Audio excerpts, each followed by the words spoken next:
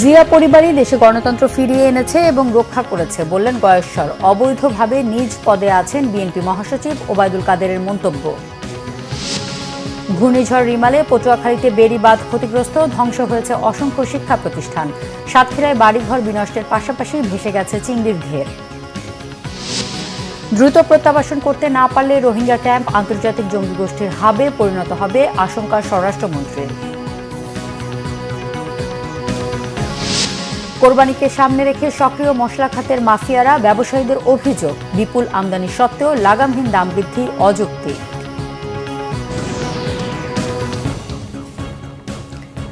দেখছিলেন বিআরবি কেবল সংবাদ শিরোনাম, এবারে বিস্তারিত। বিএনপির ভারপ্রাপ্ত চেয়ারম্যান তারেক রহমানকে দেশে ফিরিয়ে আনার ক্ষমতা সরকারের নেই, এমন মন্তব্য করেছেন দলটির স্থায়ী কমিটির সদস্য গয়েশ্বর চন্দ্র রায়। সকালে নয়াপল্টনে বিএনপির কেন্দ্রীয় কার্যালয়ে দলের প্রতিষ্ঠাতা প্রয়াত রাষ্ট্রপতি জিয়াউর রহমানের জাতীয়তাবাদী ছাত্র দলের আলোকচিত্র প্রদর্শনীতে তিনি এসব কথা বলেন। গয়েশ্বর চন্দ্র রায় বলেন, তারেক রহমান যেদিন দেশে আসবেন সেদিন আওয়ামী লীগের যে কী অবস্থা হবে সরকারি দলের নেতাদের তা নিয়ে চিন্তা করা উচিত। তিনি বলেন, জিয়াউর রহমান সকল উত্তমের উত্তম এবং বিতর্কের ঊর্ধ্বে। আওয়ামী লীগের রণাঙ্গনের মুক্তিযোদ্ধা নেই। জিয়াউর রহমান রণাঙ্গনে থেকে নেতৃত্ব দিয়ে নিজে যুদ্ধ করেছেন। জিয়া পরিবারই দেশে গণতন্ত্র ফিরিয়ে এনেছে এবং বারবার রক্ষা করছে বলে দাবি গয়েশ্বর রায়ের।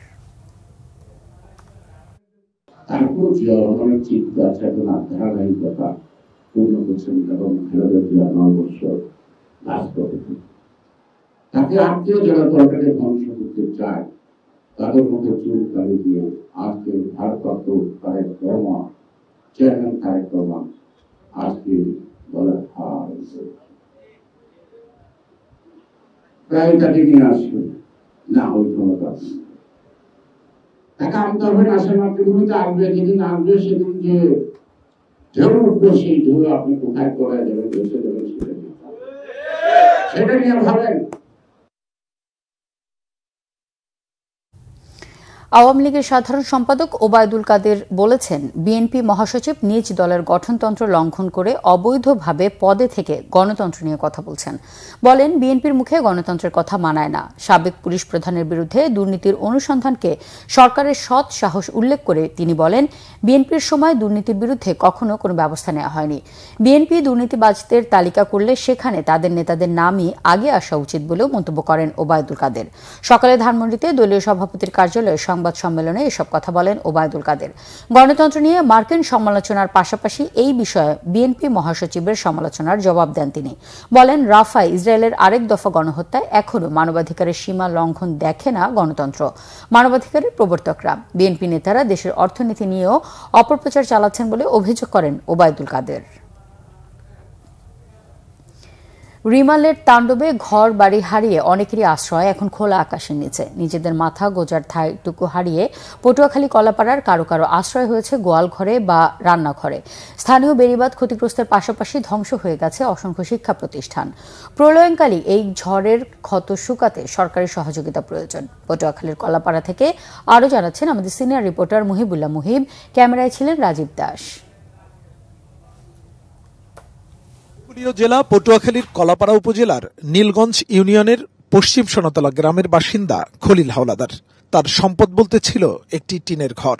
ঘূর্ণিঝড় রিমাল সেই ঘরটি লণ্ডভণ্ড করে দিয়ে গেছে।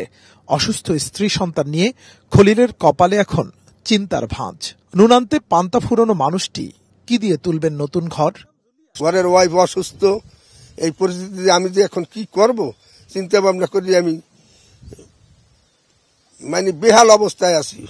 খুলনা ও বরিশাল বিভাগের 263টি জায়গায় বেড়িবাঁধের 41 কিলোমিটার এলাকা বিধ্বস্ত হয়েছে। আংশিক ও পুরোপুরি বিধ্বস্ত 1.5 লাখ ঘরবাড়ি। ভেসে গেছে কয়েক হাজার মাছের ঘের ও পুকুর। এই ঘূর্ণিঝড়ের অবস্থা সাংঘাতিক খারাপ। এই ঘরের মতো এরকম এলাকায় বহুত ঘর ভাঙছে। দীর্ঘ অনেক বছর, 20-25 বছর হবে এটা সংস্কার হয় না। কিছু কিছু জায়গায় সময় সময় কিছু কাজ করানো হয়, অল্প অল্প জায়গায়, সেই কারণে অনেক ক্ষতিগ্রস্ত হয়। যদি কাজ ধরা হয় এট এ টাইমে সব কাজগুলো করে তবেই এই জায়গাটা সুন্দর এবং সুষ্ঠুভাবে হবে এবং এই নীলগঞ্জবাসী ভালো থাকবে। শুধু ঘরবাড়ি আর মাছের ঘেরি নয়, রিমালের প্রভাবে ক্ষতবিক্ষত হয়েছে অসংখ্য শিক্ষা প্রতিষ্ঠান। শিক্ষার্থীদের ক্লাস করা নিয়ে চরম দুশ্চিন্তায় শিক্ষকরা। 7 দিন ধরে বিদ্যুৎবিহীন এখনো অনেক এলাকা। 7 দিন পর্যন্ত বিদ্যুৎ নাই, ছেলেরা লেখাপড়া করতে পারতেছে না, তারপরে মোবাইলে চার্জ দিতে পারতেছি না। এই বাতাসের কারণে শিক্ষা পুরোপুরি বিধ্বস্ত হয়ে গেছে। এখন আমাদের ছাত্র নিয়ে ক্লাস করানোর, তারপর খাবারের রুম, কেতাবাদি কোন রকম উদ্ধার করে ওই পাশে নিয়ে গেছি, কিন্তু অনেক কিছুই আমাদের হারাই ফেলছি। এখন ক্লাস করার মতো কোনো জায়গা নেই। আমরা চাইতেছি ইনশাল্লাহ যদি কোনো ব্যবস্থা হয় তাহলে আমরা আবার পুনরায়ভাবে ইনশাল্লাহ ক্লাস শুরু করতে পারি। দেশের উপকূলীয় অঞ্চলের উপর দিয়ে বয়ে যাওয়া এই ঝড়ের তাণ্ডব শেষ হওয়ার পর এখন বেরিয়ে আসছে ক্ষতচিহ্ন। ঘূর্ণিঝড় রিমালের তাণ্ডবে উপকূলীয় অঞ্চলের অসংখ্য ঘরবাড়ি এভাবেই ক্ষতবিক্ষত হয়েছে।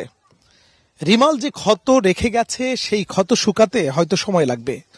এইসব ঘরবাড়ির বাসিন্দারা আশ্রয় নিয়েছেন পার্শ্ববর্তী বাড়ির কোনো রান্নাঘরে অথবা গোয়াল ঘরে। এইসব ঘর মেরামতে সরকারের দ্রুত উদ্যোগ নেয়ার দাবি জানিয়েছেন এলাকাবাসী। মুহিবুল্লাহ মুহিব, বাংলা ভিশন, কলাপাড়া, পটুয়াখালী। সাতক্ষীরায় ঘূর্ণিঝড় রিমালে সবচেয়ে বেশি ক্ষতি হয়েছে উপকূলীয় উপজেলা আশাশুনি ও শ্যামনগরে। জেলায় বিধ্বস্ত হয়েছে অসংখ্য গাছপালা, 276টি বাড়িঘর, 606 হেক্টর জমির ফসল। প্রবল পানি প্রবাহ ও ভারী বৃষ্টিতে 9 কোটি টাকা চিংড়ির ঘের ক্ষয়ক্ষতি হয়েছে বলে জানিয়েছে স্থানীয় মৎস্য বিভাগ। সাতক্ষীরা প্রতিনিধি আসাদুজ্জামান আসাদের রিপোর্টে বিস্তারিত। ঘূর্ণিঝড় রিমালের দীর্ঘ 13 ঘণ্টার তাণ্ডবে সাতক্ষীরার শ্যামনগর ও আশাশুনি উপকূলীয় অঞ্চলে চলে ধ্বংসযজ্ঞ। তছনছ হয় ঘরবাড়ি, গাছপালা, জলোচ্ছ্বাসে তলিয়ে যায় গবাদি পশু পাখি সহ 606 হেক্টর ফসলি জমি এবং 200 হেক্টর মাছের ঘের। গত কয়েক দশক ধরে সাতক্ষীরা উপকূলে যে সমস্ত ঘূর্ণিঝড় আছড়ে পড়েছে তার মধ্যে অন্যতম আইলা, সিডর, আমপান। কিন্তু এসব ঘূর্ণিঝড় সাতক্ষীরার উপকূলে যতটা না তাণ্ডব চালিয়েছিল তার চেয়ে বেশি সময় ধরে তাণ্ডব চালিয়েছে রিমাল। প্রতিবারই ব্যাপক ক্ষতি হয়েছে বাঁধের। উপকূলের জরাজীর্ণ বেড়ি বাঁধগুলো টেকসইভাবে নির্মাণের দাবি উপকূলবাসীর। এই জলবদ্ধতা যে পরিমাণ বৃষ্টি হয়েছে সব ভাইসি পুড়ে একবারে ঘেরটা সব ধ্বংস হয়ে গেছে। যে আমাদের ত্রাণ কিংবা স্বল্প দিনের বাজারঘাট, খোরাক ইত্যাদি আমরা এসব কিছু চাই না। আমরা চাই এই উপকূল অঞ্চলের মানুষের জন্য একটা টেকসই বেড়িবাঁধ। উপকূলীয় অঞ্চলের মানুষের দুঃখ দুর্দশা দেখিয়ে তারা তাদের পকেট ভারী করবে। এইবার বেড়িবাঁধের অবস্থা এতটাই খারাপ ছিল যে পানি উপচে আমাদের বেড়িবাঁধ ছাপিয়ে আমাদের বাসার ভিতরে চলে গিয়েছে। স্থানীয়দের অভিযোগ, কিছু প্রভাবশালীর খাল দখল করে মাছ চাষ করায় পানি প্রবাহ বন্ধ হয়েছে। প্লাবিত এলাকা থেকে পানি সরতে পারছে না। জাপান একটা গেট আটকায় রাখছে, এই সাইডে একটা গেট এরকম টোটালি বন্ধ হয়ে গেছে। এলাকার পানি নিষ্কাশনের খুবই ঝামেলা। রেমেলের কারণে আমাদের সাতক্ষীরা জেলায় মৎস্য বিভাগে যে ক্ষয়ক্ষতি প্রায় 9 কোটি টাকা মূল্যের ক্ষয়ক্ষতি এরকম হয়েছে, যেখানে বেশিরভাগই শ্যামনগর উপজেলায় ক্ষতিটা বেশি হয়েছে। রিমালে ক্ষতিগ্রস্তদের বিভিন্ন সহযোগিতা দেয়া হচ্ছে বলে জানিয়েছে জেলা প্রশাসন। যে সমস্ত পরিবার ঝড়ের কারণে ক্ষতিগ্রস্ত হয়েছে তাদেরকে ত্রাণ সহায়তা দেওয়া হচ্ছে, নগদ টাকা, কাউকে হয়তো চাল, খাদ্যশস্য, কাউকে ঘর মেরামতের জন্য টিন। তো পুরো তালিকা করার কাজ চলছে এবং ইতিমধ্যে আমরা তাদেরকে ত্রাণ সহায়তা দিচ্ছি। সাতক্ষীরায় ঘূর্ণিঝড় রিমালে বিধ্বস্ত হয়েছে 276টি ঘরবাড়ি। Bangla vision news desk. নদ নদীর পানি কমতে শুরু করায় সিলেটের বন্যা পরিস্থিতির কিছুটা উন্নতি হয়েছে। সারি, ধলাই ও সারিয়াগোয়ান সহ 5টি নদীর পানি কমছে। তবে সুরমা ও কুশিয়ারার পানি 3টি পয়েন্টে বিপদসীমার উপর দিয়ে বইছে। এদিকে পানি নেমে বন্যার ক্ষত জেগে উঠেছে দুর্গত উপজেলাগুলোতে। বিভিন্ন সড়কের ব্যাপক ক্ষতি হয়েছে। এখনও তলিয়ে রয়েছে বিস্তীর্ণ এলাকা, ভেঙে পড়েছে যোগাযোগ ব্যবস্থা। সরকারি বেসরকারিভাবে কিছু ত্রাণ বিতরণ করা হলেও প্রয়োজনের তুলনায় তা অনেক কম। ক্ষতিগ্রস্ত এলাকা পরিদর্শন শেষে সড়কগুলো দ্রুত মেরামতের আশ্বাস দিয়েছেন গোয়াইনঘাট উপজেলার নির্বাহী কর্মকর্তা মোহাম্মদ তৌহিদুল ইসলাম। রোহিঙ্গাদের দ্রুত প্রত্যাবাসন করতে না পারলে রোহিঙ্গা ক্যাম্প আন্তর্জাতিক জঙ্গি গোষ্ঠীর হাবে পরিণত হবে বলে মন্তব্য করেছেন স্বরাষ্ট্রমন্ত্রী আসাদুজ্জামান খান কামাল। শুক্রবার কক্সবাজারের উখিয়ায় রোহিঙ্গা ক্যাম্প পরিদর্শনে গিয়ে মন্ত্রী এসব মন্তব্য করেন। এ সময় স্বরাষ্ট্রমন্ত্রী আরও বলেন, জঙ্গিবাদ নিয়ে দেশ যে আশঙ্কা করছে এরই মধ্যে রোহিঙ্গা ক্যাম্পে এর আলামত পাওয়া যাচ্ছে। ক্যাম্পে যারা এই সন্ত্রাসী কার্যক্রম করছে তাদেরকে চিহ্নিত করতে হবে। দ্রুতই সন্ত্রাস দমন করা যাবে বলেও আশা প্রকাশ করেন স্বরাষ্ট্রমন্ত্রী আসাদুজ্জামান খান কামাল।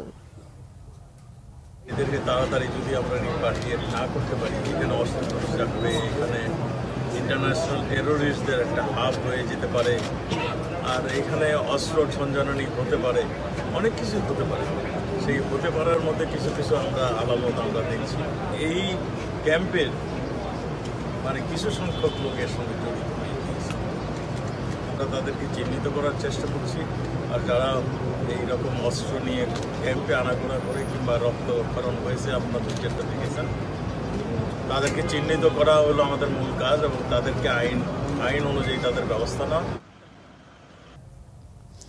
স্বাধীন ফিলিস্তিনি রাষ্ট্রের দাবিতে রাজধানীতে গণমিছিল করেছে ইসলামী আন্দোলন বাংলাদেশ। এ সময় ইসরায়েলি পণ্য বর্জনের ঘোষণা দেন দলটির নেতারা।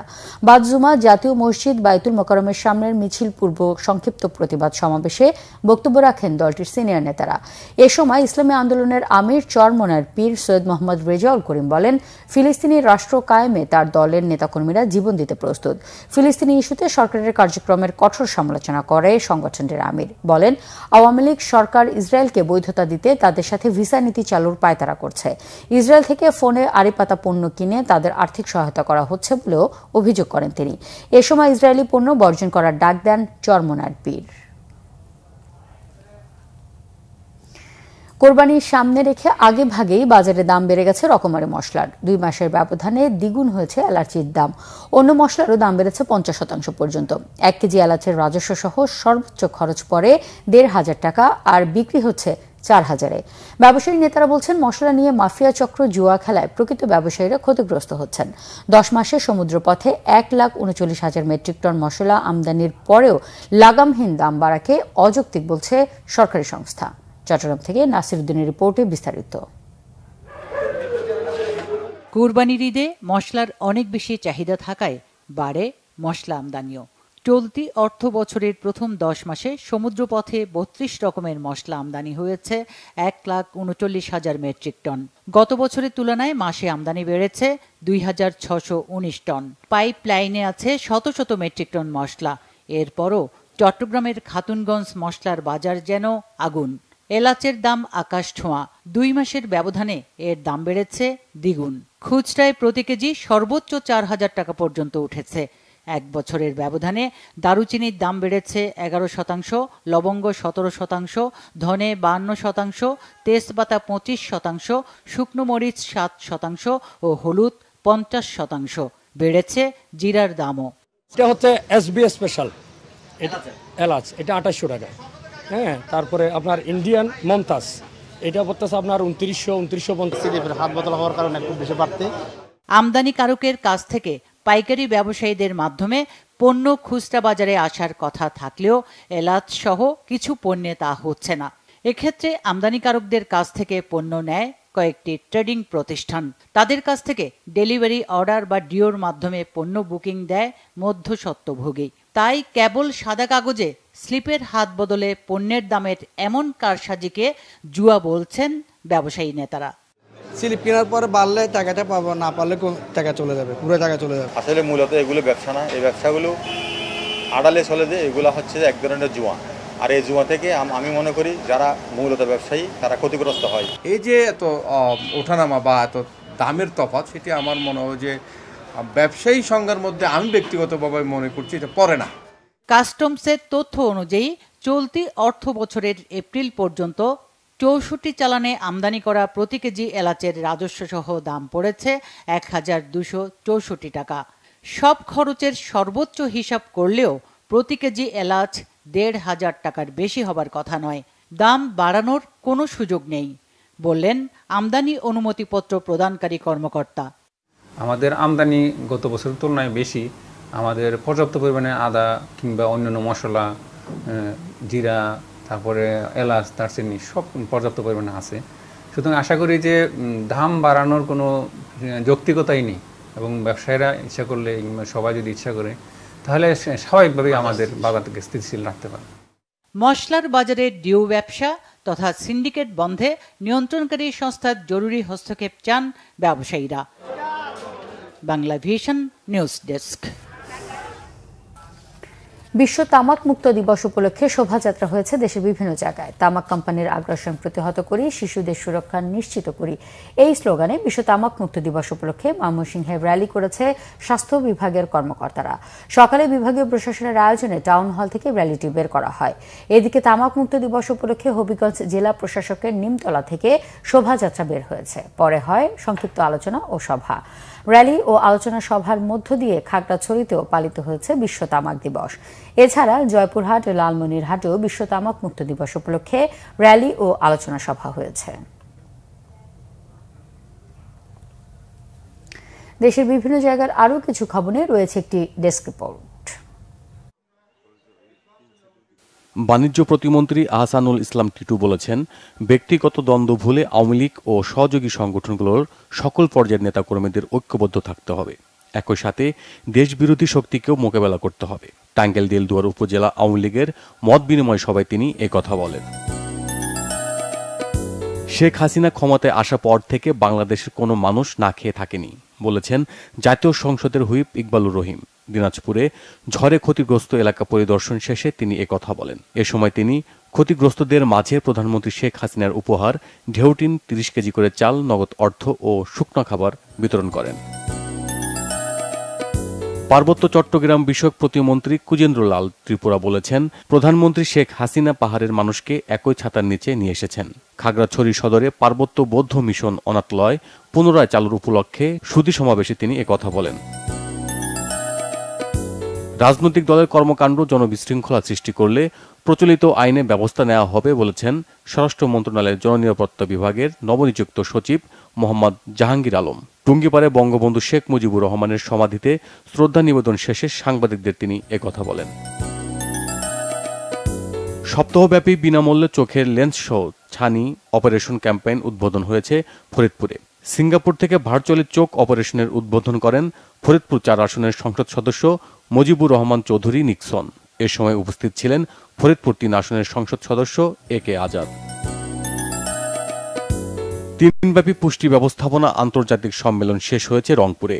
সম্মেলনে জলবায়ু বান্ধব পুষ্টি কেন্দ্রিক সংবেদনশীল কৃষি চর্চা প্রবর্তনে নারীদের ক্ষমতায়নে গুরুত্ব দেওয়া হয়।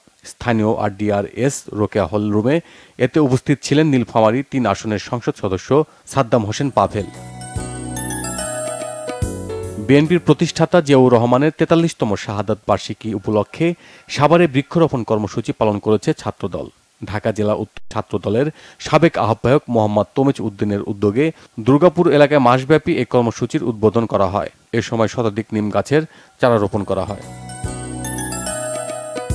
ঘূর্ণিঝড় রিমালে ক্ষতিগ্রস্ত খুলনায় দাকোপ উপজেলায় ২ শতাধিক পরিবারকে খাদ্য ও চিকিৎসা সহায়তা দিয়েছে কোয়ালিটি লাইফ ফাউন্ডেশন।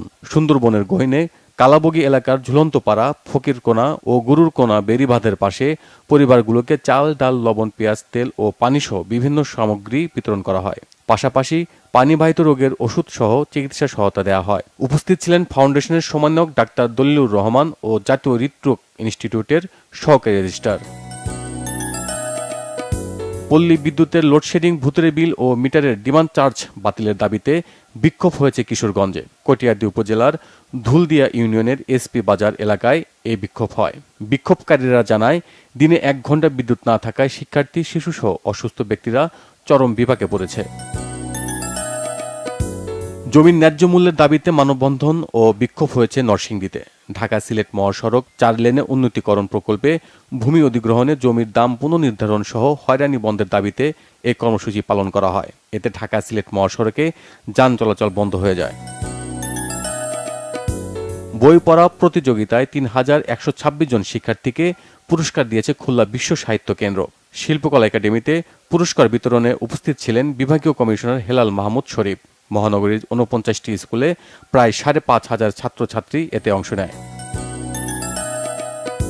বিশ্ব পরিবেশ দিবস উপলক্ষে চিত্রাঙ্কন প্রতিযোগিতা হয়েছে নেত্রকোনায়। জেলা শিল্পকলা একাডেমিতে এতে উপস্থিত ছিলেন সহকারী কমিশনার ও এক্সিকিউটিভ ম্যাজিস্ট্রেট SM মেহেদী হাসান ও পরিবেশ অধিদপ্তরের সহকারী পরিচালক মোহাম্মদ আবু সাইদ। নাজমুল নিশান, বাংলা ভিশন, নিউজ ডেস্ক। সংবাদ শেষ করব বিআরবি কেবল শিরোনামগুলো আরেকবার জানিয়ে। জিয়া পরিবারই দেশে গণতন্ত্র ফিরিয়ে এনেছে ও রক্ষা করেছে বললেন গয়েশ্বর। অবৈধভাবে নিজ পদে আছেন বিএনপি মহাসচিব ওবায়দুল কাদেরের মন্তব্য। ঘূর্ণিঝড় রিমালে পটুয়াখালীতে বেড়িবাঁধ ক্ষতিগ্রস্ত, ধ্বংস হয়েছে অসংখ্য শিক্ষা প্রতিষ্ঠান। সাতক্ষীরায় বাড়িঘর বিনষ্টের পাশাপাশি ভেসে গেছে চিংড়ির ঘের। দ্রুত প্রত্যাবাসন করতে না পারলে রোহিঙ্গা ক্যাম্প আন্তর্জাতিক জঙ্গি গোষ্ঠীর হাবে পরিণত হবে, আশঙ্কা স্বরাষ্ট্রমন্ত্রীর। কোরবানিকে সামনে রেখে সক্রিয় মশলা খাতের মাফিয়ারা, ব্যবসায়ীদের অভিযোগ বিপুল আমদানি সত্ত্বেও লাগামহীন দাম বৃদ্ধি অযৌক্তিক।